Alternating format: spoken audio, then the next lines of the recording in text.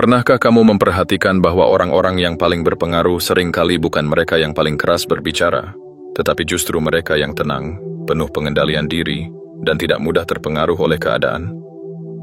Mereka tidak sibuk mencari perhatian atau memaksakan pendapat mereka, namun keberadaan mereka terasa kuat, bahkan tanpa banyak kata. Inilah yang disebut dengan kekuatan dalam ketenangan, prinsip yang diajarkan dalam filsafat Stoik. Langkah mundur, tetap diam, dan saksikan mereka datang. Bukan tentang bermain tarik ulur atau menjaga jarak secara emosional. Ini adalah tentang menemukan kekuatan dalam pengendalian diri, menjaga ketenangan di tengah kekacauan, dan membiarkan tindakan berbicara lebih keras daripada kata-kata. Dalam dunia yang penuh kebisingan dan tuntutan untuk selalu merespons dengan cepat, memilih untuk diam dan mengamati bisa terasa seperti langkah yang aneh. Namun, justru dalam diam itulah kita menemukan kendali sejati atas diri sendiri dan situasi di sekitar kita. Dengan memahami cara untuk melangkah mundur dan tidak selalu bereaksi secara impulsif, kita bisa membangun ketenangan batin, meningkatkan rasa percaya diri, dan secara alami menarik orang lain tanpa harus berusaha keras. Di dalam video ini, kita akan membahas bagaimana prinsip Stoik ini dapat mengubah cara kita berinteraksi dengan dunia, bagaimana diam bisa menjadi strategi yang kuat, dan bagaimana pola pikir ini dapat meningkatkan ketenangan dan pengaruh kita dalam kehidupan sehari-hari. Sebelum kita mulai, pastikan untuk menekan tombol subscribe dan aktifkan lonceng notifikasi agar kamu tidak ketinggalan video menarik lainnya. Siap? Mari kita mulai perjalanan menuju ketenangan dan kekuatan sejati. 1. Memahami pola pikir langkah mundur. Melangkah mundur bukanlah tanda kelemahan atau bentuk menyerah, melainkan sebuah strategi yang disengaja untuk mendapatkan kembali kendali atas diri sendiri dan situasi yang dihadapi. Dalam kehidupan sehari-hari, kita seringkali terjebak dalam pola reaksi instan. Sesuatu terjadi, seseorang mengkritik kita, sebuah masalah muncul, dan tanpa berpikir panjang, kita langsung bereaksi. Entah itu dengan membela diri, menyerang balik, atau mencoba membuktikan bahwa kita benar. Namun, dalam filsafat Stoik, salah satu prinsip utama yang diajarkan adalah bahwa kendali sejati tidak datang dari seberapa cepat kita merespons sesuatu, tetapi dari kemampuan kita untuk mengambil jarak, melihat segala sesuatu dengan jernih, dan baru kemudian bertindak dengan penuh kesadaran. Bayangkan sebuah danau yang permukaannya beriak akibat angin kencang. Dalam keadaan seperti itu, mustahil melihat ke dalam danau dengan jelas. Namun, jika angin mereda dan air menjadi tenang, kita bisa melihat hingga ke dasarnya. Begitu pula dengan pikiran dan emosi kita. Jika kita selalu bereaksi tanpa memberi ruang bagi diri sendiri untuk berpikir, maka kita akan terus berada dalam keadaan mental yang gelisah dan terburu-buru. Inilah mengapa melangkah mundur adalah langkah pertama untuk memahami sesuatu dengan lebih mendalam. Dalam kehidupan sosial, kita seringkali merasa terdesak untuk segera memberikan jawaban, membalas perkataan seseorang, atau memastikan bahwa kita selalu memiliki suara dalam percakapan. Namun, melangkah mundur mengajarkan kita bahwa tidak semua hal memerlukan reaksi instan. Saat seseorang mengkritik atau mempertanyakan keyakinan kita, naluri pertama mungkin adalah membela diri atau mencoba membuktikan bahwa kita benar. Namun, jika kita memilih untuk mengambil jeda, mengamati situasi, dan memahami apa yang sebenarnya sedang terjadi, kita akan memiliki kendali penuh atas bagaimana kita ingin merespons. Melangkah mundur juga berarti memberi ruang bagi orang lain untuk menunjukkan siapa mereka sebenarnya. Dalam interaksi manusia, banyak orang berbicara tanpa berpikir, hanya untuk mengisi keheningan atau merasa didengar. Dengan tidak langsung bereaksi, kita menciptakan ruang yang memungkinkan mereka untuk mengungkapkan lebih banyak tentang diri mereka sendiri. Seringkali, dari diamnya kita, orang lain justru semakin banyak berbicara, membuka diri, dan akhirnya memperlihatkan niat serta pemikiran mereka yang sebenarnya. Filsuf Stoik seperti Epictetus mengajarkan bahwa kita tidak bisa selalu mengendalikan apa yang terjadi di sekitar kita, tetapi kita selalu bisa mengendalikan bagaimana kita meresponsnya. Dengan melangkah mundur, kita mengambil waktu untuk mengamati situasi dari sudut pandang yang lebih luas. bukan hanya dari perspektif emosional sesaat. Kita tidak lagi menjadi korban dari keadaan, tetapi menjadi pengamat yang bijaksana atas hidup kita sendiri. Dalam konteks hubungan sosial, baik itu dengan keluarga, teman, atau rekan kerja, pola pikir ini sangat bermanfaat. Saat terjadi ketegangan atau perselisihan, orang yang paling cepat bereaksi biasanya justru memperburuk keadaan. Sebaliknya, mereka yang bisa mengambil jarak, memahami situasi dengan kepala dingin, dan berbicara hanya setelah benar-benar mengerti duduk perkaranya, akan lebih dihormati dan dianggap sebagai sosok yang bijak. Melangkah mundur juga membantu kita mengenali apa yang sebenarnya penting. Banyak perdebatan atau konflik yang terjadi bukan karena perbedaan pendapat yang nyata, tetapi karena ego yang terluka, kebutuhan akan validasi, atau keinginan untuk terlihat lebih unggul. Namun, jika kita bisa mengambil satu langkah ke belakang dan bertanya pada diri sendiri, apakah ini benar-benar penting? Apakah ini layak untuk diperdebatkan? Apakah ini akan berarti sesuatu dalam jangka panjang? Maka seringkali kita menyadari bahwa banyak hal yang kita anggap sebagai masalah sebenarnya tidak begitu besar. Selain dalam interaksi sosial, melangkah mundur juga berguna dalam pengambilan keputusan. Dalam dunia yang serba cepat, kita sering didorong untuk segera mengambil tindakan, memilih sesuatu dengan cepat, atau segera membuat keputusan tanpa mempertimbangkannya dengan matang. Namun, kebijaksanaan sejati muncul ketika kita mampu menahan diri dari keputusan impulsif dan memberikan diri kita waktu untuk berpikir. Bahkan, dalam dunia bisnis dan kepemimpinan, banyak pemimpin sukses yang dikenal karena kemampuan mereka untuk berpikir sebelum bertindak. Mereka tidak terburu-buru mengambil keputusan, tetapi mengamati, menganalisis, dan baru kemudian bertindak dengan keyakinan penuh. Melatih diri untuk melangkah mundur memang tidak mudah, terutama jika kita terbiasa untuk selalu bereaksi dengan cepat. Namun, seperti halnya keterampilan lainnya, ini adalah sesuatu yang bisa kita latih. Salah satu cara paling sederhana untuk mulai melakukannya adalah dengan memperhatikan momen-momen ketika kita merasa ingin segera bereaksi, lalu memberi diri kita waktu beberapa detik untuk berhenti sejenak. Misalnya, ketika seseorang mengatakan sesuatu yang menyinggung, alih-alih langsung membalas, cobalah diam sejenak, tarik napas, dan amati perasaan yang muncul dalam dirimu.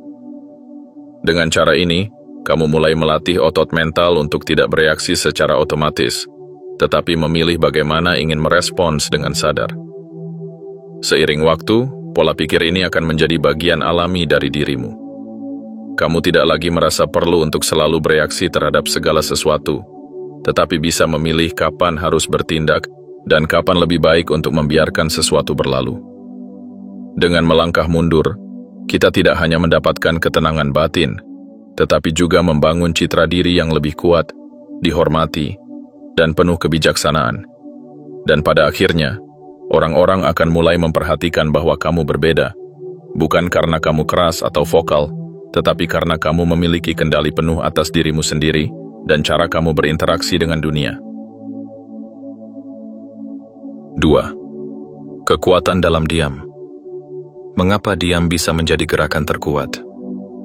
Di dunia yang penuh kebisingan, di mana setiap orang berlomba-lomba untuk didengar, memilih untuk diam bisa terasa seperti sebuah tindakan yang bertentangan dengan arus. Namun, dalam filsafat Stoik, diam bukanlah tanda kelemahan atau ketidakpedulian. Sebaliknya, diam adalah bentuk kekuatan tertinggi, sebuah pernyataan tanpa kata-kata yang menunjukkan kendali diri, kebijaksanaan, dan ketenangan batin. Orang-orang yang mampu menjaga diamnya dengan sadar seringkali memiliki pengaruh yang jauh lebih besar dibandingkan mereka yang berbicara terus-menerus. Diam adalah alat yang sangat efektif dalam berbagai situasi. Ketika digunakan dengan bijak, diam bisa menghindarkan kita dari konflik yang tidak perlu, memberi ruang bagi pemikiran yang lebih jernih, serta membiarkan orang lain menunjukkan siapa mereka sebenarnya. Dalam perdebatan atau diskusi, kita sering merasa terdorong untuk segera merespons, untuk memastikan bahwa pendapat kita terdengar, atau untuk membela diri saat dikritik. Namun, mereka yang memahami kekuatan diam tahu bahwa tidak semua hal perlu ditanggapi. Terkadang, reaksi terbaik adalah tidak bereaksi sama sekali. Bayangkan sebuah percakapan yang memanas. di mana seseorang sedang berusaha memancing emosimu dengan kata-kata yang tajam atau provokatif. Jika kamu membalas dengan emosi yang sama, percakapan itu akan berkembang menjadi pertikaian yang tidak terkendali. Namun, jika kamu memilih untuk diam, orang tersebut akan kehilangan bahan bakar untuk melanjutkan konfrontasi. Diam tidak hanya melindungi ketenanganmu sendiri, tetapi juga membuat orang lain berpikir dua kali tentang apa yang mereka katakan. Seringkali, ketika seseorang tidak mendapatkan reaksi yang mereka harapkan, mereka justru mulai mempertanyakan kata-kata dan tindakan mereka sendiri. Marcus Aurelius, dalam bukunya Meditations, mengajarkan bahwa mengendalikan kata-kata kita sama pentingnya dengan mengendalikan tindakan kita. Ketika kita berbicara tanpa berpikir, kita memberi terlalu banyak kendali kepada emosi kita, dan seringkali menyesali kata-kata yang telah terucap. Kata-kata yang diucapkan dalam kemarahan atau ketakutan tidak bisa ditarik kembali, dan dampaknya bisa bertahan lebih lama dari yang kita kira. Namun, dengan memilih untuk diam, kita memberi diri kita waktu untuk berpikir, untuk menimbang konsekuensi, dan untuk memastikan bahwa ketika kita akhirnya berbicara, kata-kata kita memiliki makna dan bobot yang lebih besar. Diam juga merupakan bentuk observasi yang sangat kuat. Ketika kita berbicara, kita sibuk menyampaikan pikiran kita sendiri, tetapi ketika kita diam, kita memiliki kesempatan untuk benar-benar mendengarkan. Dalam situasi sosial, orang yang lebih banyak mendengarkan daripada berbicara seringkali lebih disukai, karena mereka memberikan kesan bahwa mereka peduli dan memahami lawan bicaranya. Tidak hanya itu, diam juga memberi kita kesempatan untuk membaca ekspresi wajah, nada suara, dan bahasa tubuh orang lain, yang seringkali memberikan lebih banyak informasi daripada kata-kata yang mereka ucapkan. Dalam dunia kerja, diam juga bisa menjadi alat yang sangat berpengaruh. Di dalam rapat atau diskusi penting, mereka yang berbicara lebih sedikit tetapi dengan penuh pertimbangan seringkali lebih dihormati dibandingkan mereka yang berbicara tanpa henti. Ketika seseorang yang jarang berbicara akhirnya angkat suara, orang-orang cenderung lebih memperhatikan apa yang mereka katakan, karena mereka tahu bahwa kata-kata tersebut telah dipikirkan dengan matang. Diam menciptakan kesan bahwa kita tidak berbicara hanya untuk didengar, tetapi karena kita benar-benar memiliki sesuatu yang berharga untuk disampaikan. Lebih jauh lagi, diam juga dapat digunakan sebagai bentuk strategi dalam negosiasi. Ketika kita tetap diam setelah seseorang mengajukan tawaran atau pernyataan, seringkali mereka akan merasa tidak nyaman dan mulai berbicara lebih banyak untuk mengisi kekosongan. Dalam banyak kasus, mereka bahkan mungkin menawarkan sesuatu yang lebih baik atau mengungkapkan lebih banyak informasi daripada yang mereka sadari. Dengan diam, kita menciptakan ruang yang membuat orang lain merasa perlu untuk terus berbicara, dan di sanalah kita bisa mendapatkan wawasan yang lebih dalam tentang niat mereka. Namun, penting untuk memahami bahwa diam bukanlah bentuk pelarian atau tanda ketidakpedulian. Diam yang dimaksud di sini adalah diam yang sadar dan disengaja. Bukan diam karena takut atau tidak berani mengungkapkan pendapat. Ada saatnya untuk berbicara, dan ada saatnya untuk diam. Dan kebijaksanaan sejati terletak pada kemampuan untuk mengetahui kapan harus memilih yang mana. Menguasai kekuatan diam membutuhkan latihan. Salah satu cara untuk mulai melatihnya adalah dengan secara sadar menahan diri untuk tidak langsung merespons dalam percakapan atau situasi yang memancing emosi. Ketika seseorang mengkritik atau menantangmu, cobalah untuk diam sejenak sebelum membalas. Rasakan bagaimana diam itu memberimu ruang untuk berpikir lebih jernih, bagaimana diam itu membuatmu lebih sadar akan emosimu sendiri, dan bagaimana diam itu bisa mengubah dinamika percakapan. Diam juga bisa menjadi bentuk pengendalian diri yang luar biasa dalam menghadapi godaan atau tekanan sosial. Ketika orang lain mencoba membujukmu untuk melakukan sesuatu yang bertentangan dengan prinsipmu, diam bisa menjadi cara untuk menunjukkan bahwa kamu tidak mudah dipengaruhi. Daripada memberikan alasan atau berdebat, cukup diam dan tetap teguh pada pendirianmu. Orang-orang yang memiliki kendali atas kata-kata mereka seringkali dipandang sebagai individu yang memiliki kedewasaan dan kekuatan mental yang tinggi. Lebih dari sekadar strategi komunikasi, diam juga memiliki manfaat dalam kehidupan batin kita. Dalam momen-momen kesendirian, ketika kita memilih untuk diam dan mendengarkan pikiran kita sendiri, kita bisa menemukan pemahaman yang lebih dalam tentang diri kita. Di era digital yang penuh distraksi, di mana suara dan informasi terus membanjiri kita, memilih untuk diam dan merenung bisa menjadi cara untuk menghubungkan diri kembali dengan apa yang benar-benar penting. Banyak orang takut akan keheningan karena mereka merasa harus selalu terlibat dalam percakapan, harus selalu aktif, harus selalu di tengah perhatian. Namun, mereka yang memahami kekuatan diam tahu bahwa keheningan bukanlah sesuatu yang harus dihindari, melainkan sesuatu yang bisa menjadi alat untuk memperkuat diri sendiri. Orang-orang yang mampu menikmati diam, yang tidak merasa perlu untuk selalu berbicara, seringkali lebih percaya diri dan lebih dihormati. Kesimpulannya, diam adalah lebih dari sekadar ketidakhadiran kata-kata. Diam adalah bentuk kendali diri, bentuk strategi, bentuk pengamatan, dan bahkan bentuk perlindungan terhadap diri sendiri. Dengan memahami kapan harus berbicara dan kapan harus diam, kita tidak hanya membangun kepribadian yang lebih kuat dan tenang, tetapi juga meningkatkan pengaruh kita terhadap orang-orang di sekitar. Dunia mungkin terus mendorong kita untuk berbicara lebih banyak, untuk menanggapi lebih cepat, tetapi mereka yang menguasai seni diam tahu bahwa dalam ketenangan itulah terdapat kekuatan sejati. 3. Saksikan. Mereka datang. Bagaimana orang merespons kekuatan ketenangan? Ada sesuatu yang sangat menarik dari seseorang yang tidak mudah terguncang oleh keadaan, seseorang yang tidak merasa perlu untuk selalu menjelaskan dirinya atau membuktikan sesuatu kepada orang lain. Orang-orang seperti ini tidak berusaha keras untuk menjadi pusat perhatian, tetapi justru mereka yang dikelilingi oleh banyak orang. Mereka memiliki daya tarik yang kuat, bukan karena mereka bersuara paling keras, tetapi karena mereka memiliki ketenangan yang tidak bisa diabaikan. Ketenangan ini bukan hanya mencerminkan rasa percaya diri, tetapi juga menunjukkan bahwa mereka memiliki sesuatu yang jauh lebih berharga, kendali atas diri sendiri, dan keteguhan dalam prinsip hidup mereka. Banyak orang menjalani hidup dengan reaksi yang berlebihan terhadap segala sesuatu yang terjadi di sekitar mereka. Mereka selalu ingin menjawab, membalas, membela, atau memberikan opini dalam setiap kesempatan. Mereka merasa perlu untuk selalu membuktikan bahwa mereka benar atau untuk mendapatkan pengakuan dari orang lain. Namun, ketika mereka bertemu dengan seseorang yang tidak terjebak dalam permainan ini, seseorang yang tidak merasa perlu untuk menjelaskan dirinya atau mencari validasi, mereka justru menjadi penasaran. Bagaimana bisa seseorang tetap tenang dalam situasi yang membuat orang lain panik? Mengapa orang ini tidak tergesa-gesa untuk membela diri atau mencari perhatian? Inilah yang disebut sebagai hukum upaya minimal atau law of least effort.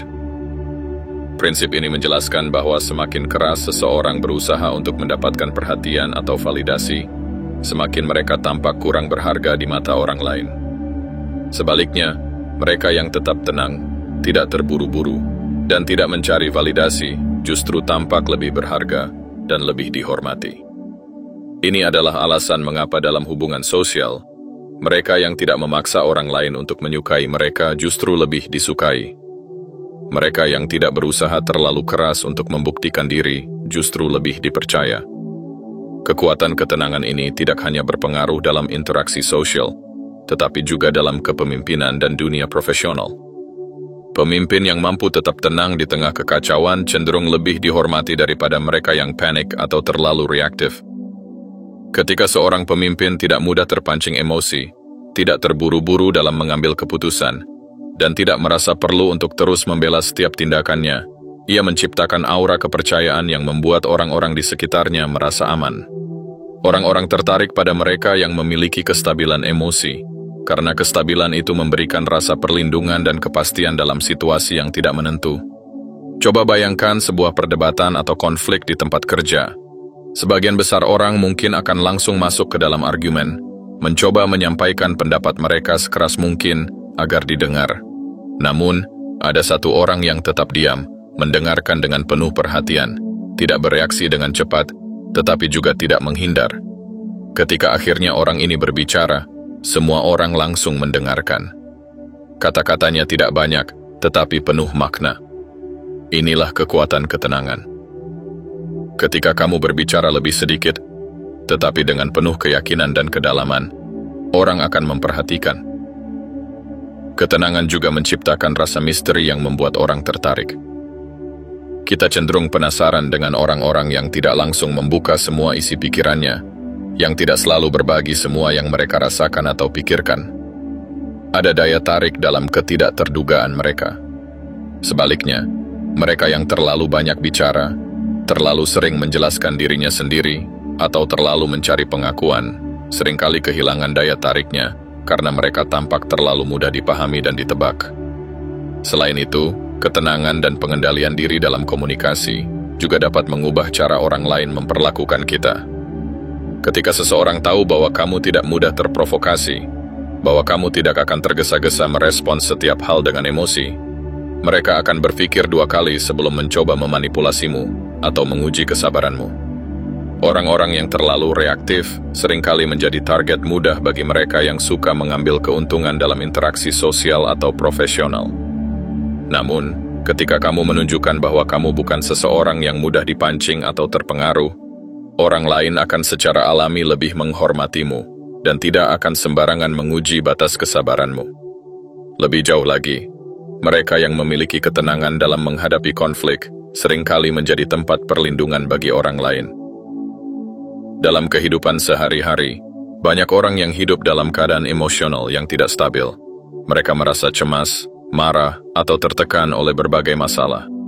Ketika mereka menemukan seseorang yang tetap tenang dan stabil, mereka secara alami tertarik pada orang tersebut. Mereka merasa aman di dekatnya karena tahu bahwa orang ini tidak akan membuat situasi semakin kacau, tetapi justru memberikan rasa ketenangan.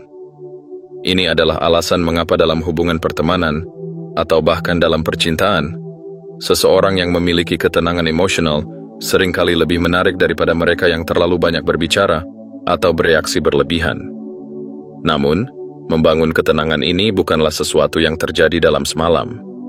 Ini membutuhkan latihan dan kesadaran penuh terhadap cara kita merespons dunia di sekitar kita. Salah satu langkah pertama yang bisa dilakukan adalah dengan melatih kesadaran diri saat berinteraksi dengan orang lain. Saat kamu merasa dorongan untuk langsung membalas, menjelaskan diri sendiri, atau membela diri, cobalah untuk menahan diri sejenak. Rasakan kekuatan dalam diam. Amati bagaimana orang lain mulai memperhatikanmu lebih banyak. Bagaimana mereka mulai mengisi ruang kosong yang kamu tinggalkan dengan kata-kata mereka sendiri. Dalam kehidupan sehari-hari, kita sering merasa perlu untuk memberikan respons cepat terhadap segala sesuatu, baik itu dalam percakapan langsung, dalam perdebatan online, atau dalam situasi sosial lainnya. Namun, jika kita mulai menerapkan prinsip ketenangan ini, kita akan menyadari bahwa tidak semua hal membutuhkan respons instan. Kita akan menyadari bahwa seringkali, orang yang paling berpengaruh bukanlah mereka yang paling sering berbicara, tetapi mereka yang berbicara di saat yang tepat dan dengan cara yang tepat. Kesimpulannya, daya tarik ketenangan bukanlah sesuatu yang bisa dipaksakan, tetapi sesuatu yang tumbuh secara alami ketika kita benar-benar memiliki kendali atas diri sendiri. Ketika kita tidak lagi merasa perlu untuk selalu berbicara atau membuktikan sesuatu, kita mulai menarik orang lain bukan dengan kata-kata, tetapi dengan kehadiran kita sendiri. Dunia mungkin dipenuhi dengan kebisingan dan tuntutan untuk selalu bereaksi, tetapi mereka yang memahami kekuatan dalam ketenangan akan selalu memiliki tempat yang istimewa. Karena di tengah semua kebisingan, ketenangan adalah sesuatu yang langka dan berharga. 4. Pertumbuhan diri melalui pengamatan. Dalam dunia yang penuh kebisingan dan hiruk-pikuk, di mana setiap orang berlomba-lomba untuk didengar dan diperhatikan, ada satu keterampilan yang sering diabaikan, tetapi memiliki dampak luar biasa bagi pertumbuhan diri. Pengamatan. Kemampuan untuk mengamati tanpa terburu-buru bereaksi adalah salah satu pilar utama dalam filsafat Stoik. Para filsuf Stoik memahami bahwa untuk benar-benar memahami dunia, kita harus terlebih dahulu menjadi pengamat yang tajam, bukan sekadar aktor yang terus-menerus bereaksi terhadap segala sesuatu yang terjadi di sekitar kita. Pengamatan bukanlah sekadar melihat sesuatu dengan mata, melainkan memahami dengan penuh kesadaran.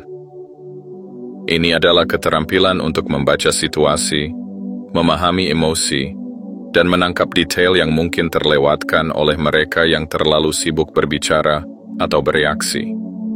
Pengamatan mengajarkan kita untuk mengenali pola dalam perilaku manusia, memahami motivasi di balik tindakan orang lain, dan bahkan melihat kelemahan serta kekuatan diri kita sendiri dengan lebih jernih. Coba bayangkan pikiranmu sebagai lautan yang luas. Setiap emosi, pikiran, dan dorongan adalah seperti gelombang yang naik dan turun. Jika kamu terus-menerus bereaksi terhadap setiap gelombang yang muncul, maka lautan pikiranmu akan selalu bergejolak, tidak pernah benar-benar tenang. Namun, jika kamu memilih untuk mengamati gelombang-gelombang itu tanpa terburu-buru bertindak, kamu akan mulai melihat pola, memahami arus bawah yang menggerakkan setiap gelombang, dan akhirnya mendapatkan kejelasan yang tidak bisa ditemukan oleh mereka yang terus-menerus sibuk bereaksi. Dalam interaksi sosial, pengamatan adalah senjata yang sangat ampuh. Kebanyakan orang berbicara lebih banyak daripada yang mereka dengarkan, sehingga mereka seringkali kehilangan kesempatan untuk benar-benar memahami orang lain. Namun mereka yang lebih banyak mengamati daripada berbicara memiliki keuntungan besar. Dengan mengamati, kita bisa melihat ekspresi wajah seseorang saat mereka berbicara, menangkap perubahan nada suara yang menunjukkan perasaan tersembunyi, atau bahkan menyadari ketika kata-kata seseorang tidak selaras dengan tindakan mereka. Semua informasi ini tidak bisa didapatkan jika kita hanya fokus untuk berbicara dan menanggapi dengan cepat. Dalam situasi konflik, kemampuan untuk mengamati tanpa langsung bereaksi juga sangat penting. Kebanyakan pertengkaran terjadi karena orang tidak benar-benar mendengarkan satu sama lain. Mereka hanya menunggu giliran untuk berbicara atau membela diri. Namun, jika kita bisa melangkah mundur dan benar-benar mengamati, kita seringkali bisa melihat bahwa di balik kata-kata tajam seseorang, mungkin ada rasa frustasi, ketakutan, atau kebutuhan yang tidak terpenuhi. Dengan memahami ini, kita bisa merespons dengan lebih bijaksana, bukan dengan kemarahan atau pertahanan diri, tetapi dengan empati dan kejelasan. Selain dalam interaksi sosial, pengamatan juga sangat berharga dalam memahami diri sendiri. Kebanyakan orang hidup tanpa benar-benar mengenal diri mereka sendiri, karena mereka terlalu sibuk bereaksi terhadap dunia luar. Mereka marah tanpa memahami mengapa mereka marah. Mereka cemas tanpa menyadari apa yang sebenarnya mereka takuti.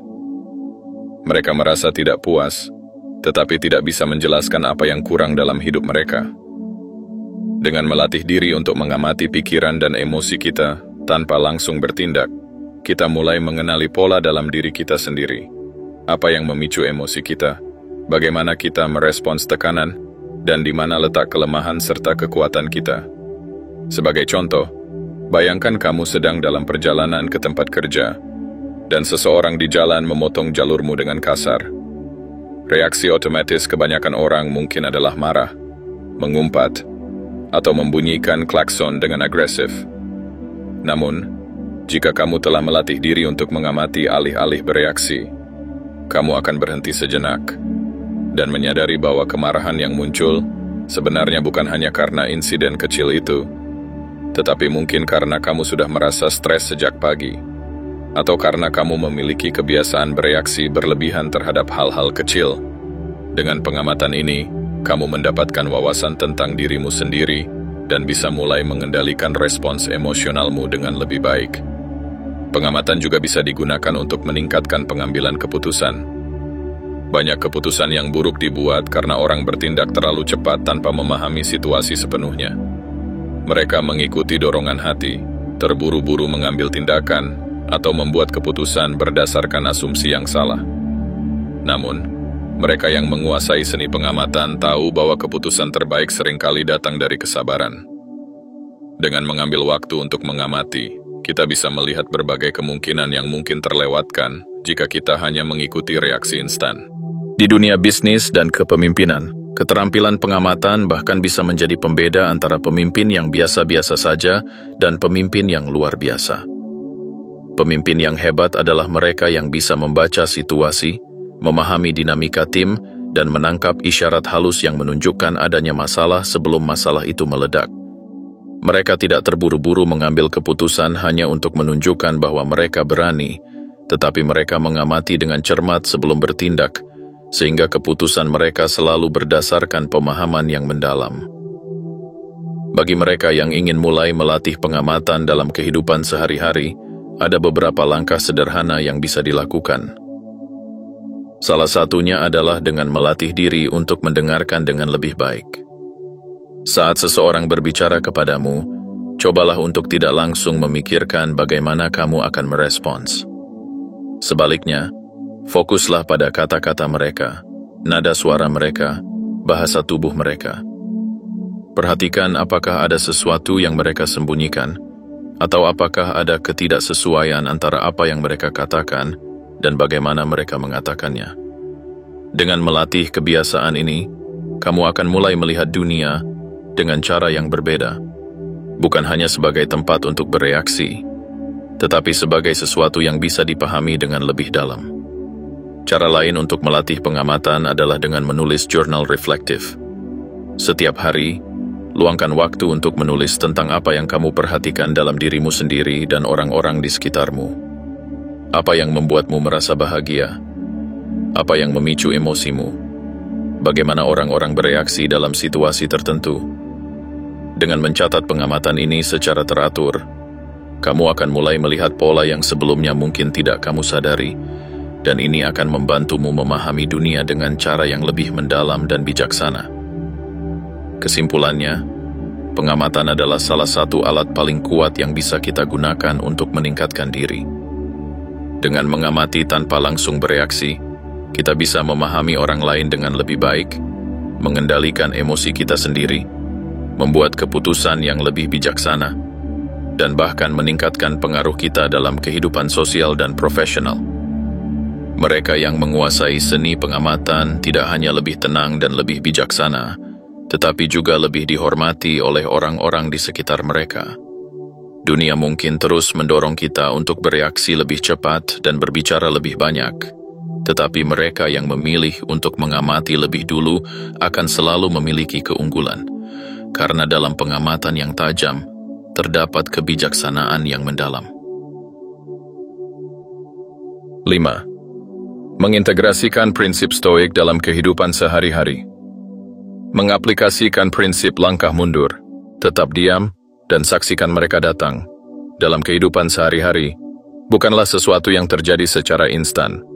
Dibutuhkan latihan dan kesadaran yang tinggi, agar kita dapat mengubah cara kita merespons dunia di sekitar kita. Namun, seperti halnya dengan kebiasaan baik lainnya, semakin sering kita menerapkannya, semakin alami prinsip ini menjadi bagian dari diri kita. Ketika kita mulai hidup dengan kesadaran penuh akan kekuatan dalam diam dan pengamatan, kita akan mulai melihat perubahan nyata dalam cara kita berinteraksi dengan orang lain, mengambil keputusan, serta menjaga ketenangan dan kendali atas diri sendiri. Salah satu cara paling efektif untuk mulai menerapkan prinsip ini adalah dengan melatih diri untuk mengendalikan reaksi terhadap kritik. Kritik adalah sesuatu yang tidak bisa kita hindari dalam kehidupan. Dalam pekerjaan, hubungan sosial, atau bahkan dalam interaksi sehari-hari, kita akan selalu berhadapan dengan pendapat orang lain tentang kita. Naluri pertama kebanyakan orang adalah membela diri atau menjelaskan diri mereka ketika dikritik. Namun, dalam filsafat stoik, kritik tidak selalu membutuhkan respon instan. Sebaliknya, diam dan refleksi bisa menjadi respon yang jauh lebih kuat dan berkelas. Bayangkan seseorang memberikan kritik terhadap pekerjaanmu di hadapan banyak orang. Jika kamu langsung membalas dengan nada defensif, maka kesan yang muncul adalah bahwa kamu tidak cukup percaya diri untuk menerima umpan balik. Namun, jika kamu hanya tersenyum, mengangguk, dan tetap diam sejenak sebelum merespons, maka kamu menunjukkan kendali penuh atas emosimu. Bahkan, dalam banyak kasus, diam sejenak sebelum menjawab bisa memberikan kesan bahwa kamu benar-benar mempertimbangkan kritik tersebut dengan bijaksana, bukan sekadar bereaksi impulsif. Selain dalam menghadapi kritik, prinsip ini juga sangat efektif dalam mengelola konflik. Banyak konflik yang terjadi bukan karena masalah yang benar-benar besar, tetapi karena emosi yang meledak dan kurangnya pengendalian diri saat berdebat. Saat seseorang marah atau berbicara dengan nada tinggi kepadamu, respons alami banyak orang adalah membalas dengan energi yang sama. Namun, mereka yang memahami kekuatan dalam diam tahu bahwa dengan tetap tenang dan tidak langsung merespons, mereka bisa mengubah dinamika konflik tersebut.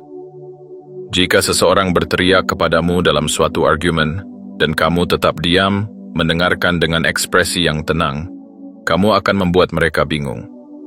Mereka mungkin berharap kamu membalas dengan amarah, tetapi ketika itu tidak terjadi, mereka mulai mempertanyakan sikap mereka sendiri. Bahkan, dalam banyak situasi, ketika kita memilih untuk tetap diam dalam argumen, pihak lain akan mulai meredakan emosinya sendiri, karena mereka tidak mendapatkan reaksi yang mereka harapkan. Ini bukan berarti kita harus menghindari konflik sama sekali, tetapi lebih kepada memilih kapan waktu yang tepat untuk berbicara dan kapan lebih baik untuk tetap diam. Prinsip ini juga sangat berguna dalam mengurangi keterlibatan dalam perdebatan yang tidak perlu, terutama di media sosial. Kita hidup di era di mana opini bisa dengan mudah dilemparkan ke publik, dan setiap orang merasa perlu untuk memberikan pendapat mereka tentang segala hal. Namun, pertanyaannya adalah, apakah semua diskusi itu benar-benar bernilai? Apakah semua komentar negatif atau perdebatan di internet layak untuk direspons? Mereka yang memahami kekuatan dalam ketenangan tahu bahwa sebagian besar perdebatan tidak memiliki tujuan nyata selain menguras energi. Jika seseorang menyerang pendapatmu di media sosial atau mencoba memprovokasimu, cobalah untuk menahan diri dari keinginan untuk langsung membalas. Ambil napas dalam-dalam dan tanyakan pada dirimu sendiri, apakah ini benar-benar perlu dijawab? Apakah ini akan membawa manfaat bagi hidupku, atau hanya akan menambah stres yang tidak perlu? Dalam banyak kasus, membiarkan sesuatu berlalu tanpa respons jauh lebih kuat daripada ikut terjebak dalam perdebatan yang tidak berkesudahan. Dengan memilih diam, kita tidak hanya menjaga kedamaian batin, tetapi juga menunjukkan bahwa kita cukup percaya diri untuk tidak merasa perlu selalu membela diri. Di tempat kerja, menerapkan prinsip ini juga bisa membantu kita membangun citra yang lebih berwibawa dan dihormati. Dalam rapat atau diskusi kelompok, banyak orang merasa terdorong untuk berbicara hanya demi berbicara. Seolah-olah semakin banyak mereka berbicara, semakin besar pengaruh yang mereka miliki.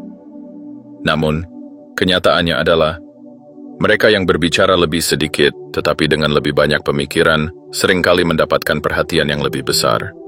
Seorang pemimpin yang baik adalah seseorang yang tahu kapan harus berbicara dan kapan harus mendengarkan.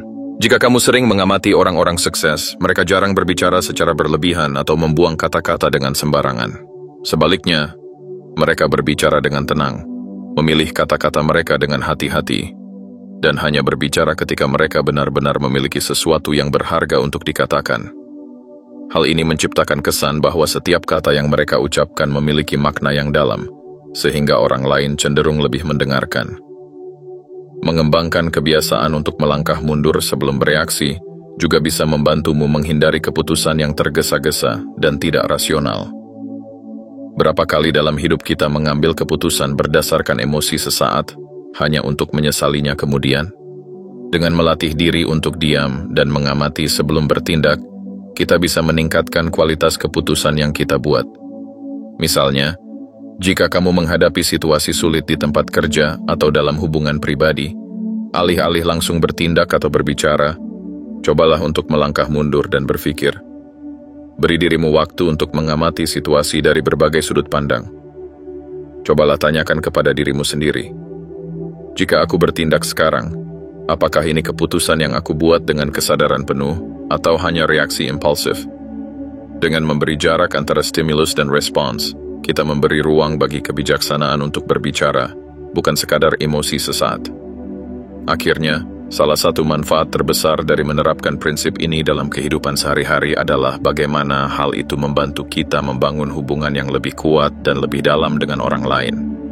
Banyak orang berpikir bahwa agar mereka bisa disukai atau dihormati, mereka harus selalu berbicara, selalu terlihat, atau selalu berusaha untuk membuat orang lain terkesan. Namun kenyataannya adalah, mereka yang paling berpengaruh dalam kehidupan kita, seringkali bukan mereka yang paling banyak berbicara, tetapi mereka yang tahu bagaimana mendengarkan dengan sungguh-sungguh. Ketika kita melatih diri untuk lebih banyak mengamati daripada berbicara, kita mulai memahami orang lain dengan lebih baik. Kita mulai menyadari hal-hal kecil yang sering terlewatkan oleh mereka yang terlalu sibuk berbicara. Kita mulai melihat emosi yang tersembunyi di balik kata-kata seseorang, memahami kebutuhan yang tidak terucapkan, dan bahkan menangkap tanda-tanda yang bisa membantu kita membangun hubungan yang lebih kuat. Kesimpulannya, mengintegrasikan prinsip stoik, langkah mundur, tetap diam, dan saksikan mereka datang, dalam kehidupan sehari-hari, bukan hanya tentang menjaga ketenangan, tetapi juga tentang membangun kendali diri yang sejati. Ini tentang memilih kapan harus berbicara dan kapan harus diam. Tentang memahami bahwa tidak semua hal membutuhkan reaksi, dan bahwa kekuatan sejati tidak berasal dari seberapa keras kita berbicara, tetapi dari seberapa dalam kita memahami dan mengendalikan diri kita sendiri. Dengan menerapkan prinsip ini secara konsisten, kita tidak hanya mendapatkan ketenangan batin yang lebih besar, tetapi juga menciptakan pengaruh yang lebih kuat di dunia di sekitar kita.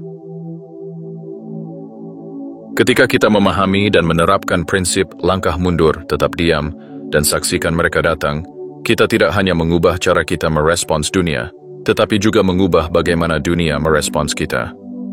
Dalam kehidupan yang penuh kebisingan, ketenangan adalah kekuatan yang langka. Dalam dunia yang penuh reaksi impulsif, kesabaran adalah bentuk kendali diri yang paling berharga. Filsafat Stoik mengajarkan bahwa kendali sejati bukanlah tentang mendominasi orang lain atau memenangkan setiap perdebatan, tetapi tentang mengendalikan diri sendiri. Mereka yang tidak mudah terguncang, yang tidak merasa perlu untuk selalu berbicara, dan yang mampu mengamati sebelum bertindak, akan selalu memiliki keunggulan dalam setiap aspek kehidupan. Mereka bukan hanya dihormati oleh orang lain, tetapi juga memiliki kedamaian batin yang tidak bisa dibeli dengan apapun. Ketika kita melatih diri untuk melangkah mundur sebelum bereaksi, kita memberikan diri kita ruang untuk berpikir jernih, melihat gambaran yang lebih besar, dan bertindak dengan kebijaksanaan. Ketika kita memahami kekuatan dalam diam, kita membangun kehadiran yang lebih kuat dan lebih berwibawa. Dan ketika kita menjadi pengamat yang tajam, kita mampu memahami orang lain dengan lebih baik, membuat keputusan yang lebih tepat, dan membangun hubungan yang lebih bermakna. Tidak semua hal dalam hidup perlu segera ditanggapi. Tidak semua kritik perlu dijawab. Tidak semua konflik harus dihadapi dengan pertengkaran.